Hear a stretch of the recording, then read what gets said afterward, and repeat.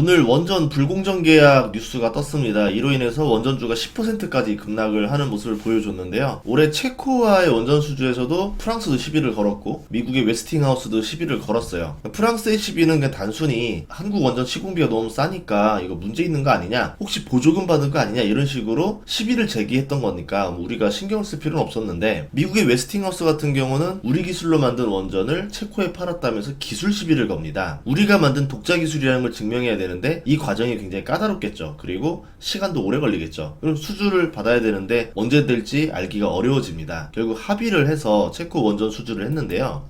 일반적으로 이런 합의는 비공개로 비밀 유지 조약이 있어요. 그래서 우리가 알 수가 없는데 얼마나 불리한 건지, 무엇을 얻었는지 계산하기가 어렵습니다. 근데 이 비공개가 일부 공개로 좀 나왔어요. 근데 일부 공개로 나온 것들을 보니까 불공정에 대한 이야기들 위주로 나왔습니다. 마침 같은 날짜로 아랍에미리트 원전 사업 수주 이익률도 적자 전환했다는 뉴스가 나왔거든요.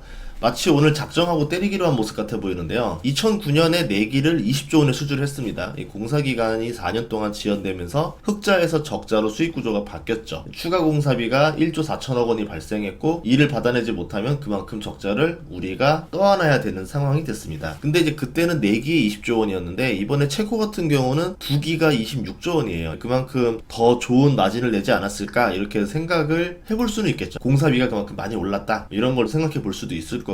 원전 불공정 계약이 있었다라고 하면서 내역들이 나왔는데 주가가 한번 무너지고 장 끝나고 한번 더 무너졌습니다. 어떤 내용들인지 한번 보도록 할게요. 앞으로 50년 동안 어떻게 해야 되냐면요, 원전 한 기 수출할 때마다 웨스팅하우스에 9천억 원의 일감을 줘야 되고 2,400억의 기술 사용료를 지급해야 됩니다. 참고로 체코 원전 1000메가와트급의 2기를 수주하는데 26조 원이었잖아요. 그러면 우리가 한번 얼마나 비율을 떼줘야 되는지 한번 생각을 해봅시다. 그럼 한 기당 13조 원이고 로열티가 2,400억 원이니까 2% 수준이 나옵니다. LNG 선박 하나당 그 수주할 때마다 프랑스 GTT에다가 화물창 로열티 때문에 5% 정도의 로열티를 줘야 되거든요. 그거에 비하면은 이번에 원전 로열티가 그렇게 높다라 볼 수는 없어요. 2%대 5%니까. 그리고 13조 원 중에서 9천억. 그러니까 7%는 웨스팅하우스에 일감을 줘야 된다. 그러면 웨스팅하우스는 그거 가지고 미국의 기업들 GE한테 주던지 지멘스한테 주던지 일감을 주겠죠. 그런 식으로 돈이 들어간다라는 겁니다. 다 합쳐보면은 10%는 한국이 일감을 가져가면 되는 거고 10%가 미국으로 돈이 들어간다. 여기 신용장 5,600억 이야기도 있는데, 신용장 같은 경우는 돈을 주는 내역은 아니고, 만약에 우리가 이 계약을 미이행하면은 은행이 지급 보장을 해서 웨스팅하우스가 빼갈 수 있게 만들었다라는 겁니다. 그만큼 웨스팅하우스가 유리한 계약이다, 뭐 이렇게 볼 수는 있겠죠.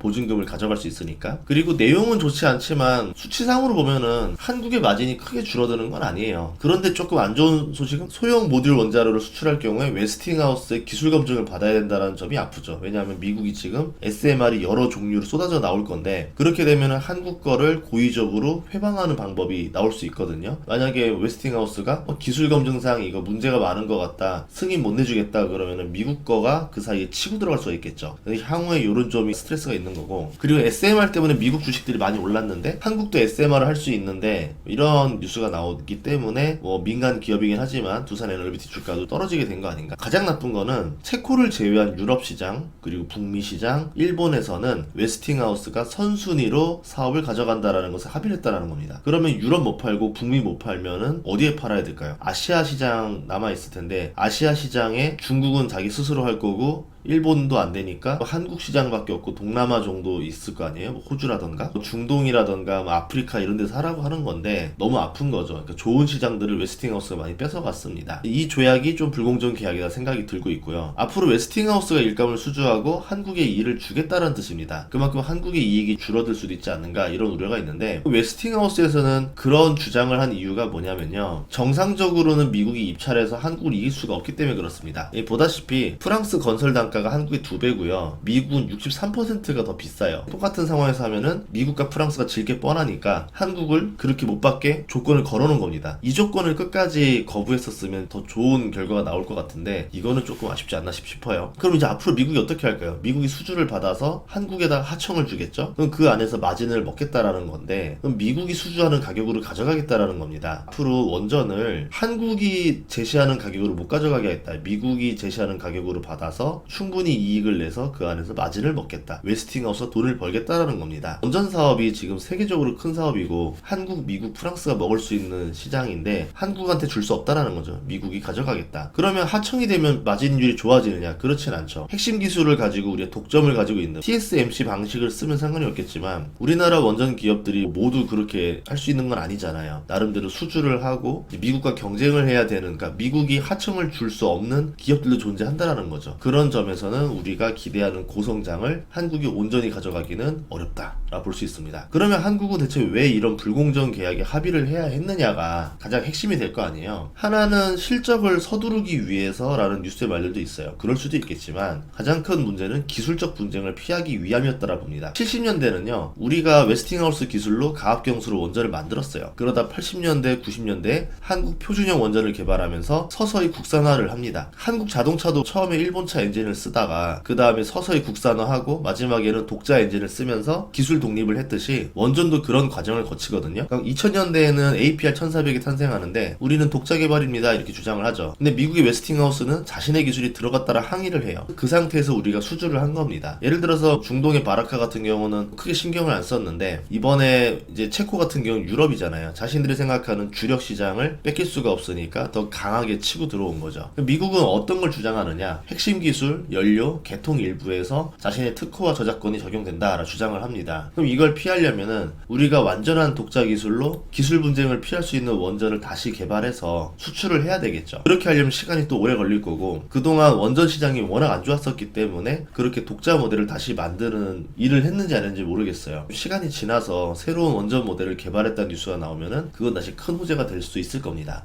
또 하나는 모두가 악재이냐라는 건데요. 이번에 로얄티와 일감 배분은 결국 한전의 자회사인 한국수력원자력이 총괄 담당을 하고 팀코리아 구성을 봐도 대부분 한전이 이걸 담당하고 있습니다. 시공은 민간 건설사, 부품은 민간 기업이 담당하고 있죠. 시공과 부품을 담당하는 회사는 수익성에 큰 문제가 없을 거라고 봐요. 미국이 수주한다 하더라도 이걸 납품하거나 시공을 하기 때문에 물론 이제 한국 기업이 수주하면 한국 기업한테 이런 걸 줄 거고 미국 기업이 수주하면 미국 회사한테 좀 더 많이 줄 가능성이 있겠죠. 그런 점에서 우리가 먹을 파이가 줄어들 가능성도 생각을 해봐야 될 수 있습니다. 그럼 주가는 어떻게 됐느냐? 한전기술이 10% 넘게 하락을 했고요. 한국전력도 어제까지만 하더라도 전기료 상승 이슈가 있었었는데 7% 넘게 빠지게 되면서 주가가 내려앉고 있습니다. 두산에너빌리티도 주가가 진짜 많이 올랐었잖아요. 최근에 한 3배 올랐었는데 10% 넘게 빠졌습니다. 민간 기업이지만 원전주들이 그동안 급하게 올랐다가 더 이상 오르지 못하고 2달 정도 횡보를 했어요. 그러면 횡보하는 상태에서 호재가 더 나와야 매도세를 누르고 넘어갈 수가 있는데 그런 상태에서 악재가 나오면 투심이 무너지게 되겠죠. 매도세가 쏟아지게 됩니다. 상승 흐름이 끊기게 된 거죠. 이럴 때는 재정비를 하고 다음 호재가 나올 때를 기다려야 됩니다. 주식 같은 경우 보면은 많은 사람들이 자신이 산 매수가, 팔고 싶은 매도 호가 이걸 굉장히 중요시 여겨요. 예를 들어서 뭐 59,500원이다 그러면 나는 6만원에 팔 거야 이러면서 6만원이라는 숫자에 집착을 합니다. 그걸 본인이 산 가격이 얼마니까 얼마가 올 때까지는 절대 안 팔아 이런 사람도 있었고 근데 나 중심으로 생각하면 안 되고요. 주식시장에서는 그냥 시장의 흐름에 맞춰서 사고 팔아야 됩니다. 사고 팔아야 되는 때는 흐름이 알려줘요. 그냥 그때에 맞춰서 역행만 안 하면 됩니다. 우려되는 거는 한국의 신흥 수출 효자 설명제가 조선 방산 원전이었는데 같이 상승한 기간이 일치하다 보니까 다같이 흐름에 끊김이 나올 수도 있어요. 외교나 또 이런 것들이 작용하는 수출이었거든요. 조심을 해야 될 필요도 있을 수 있겠다라는 생각이 듭니다. 현재 코스피를 보면은 외국인이 매수세보다 매도세가 최근에 늘었거든요. 근 5일 동안 보면 하루 빼고 계속 팔았습니다.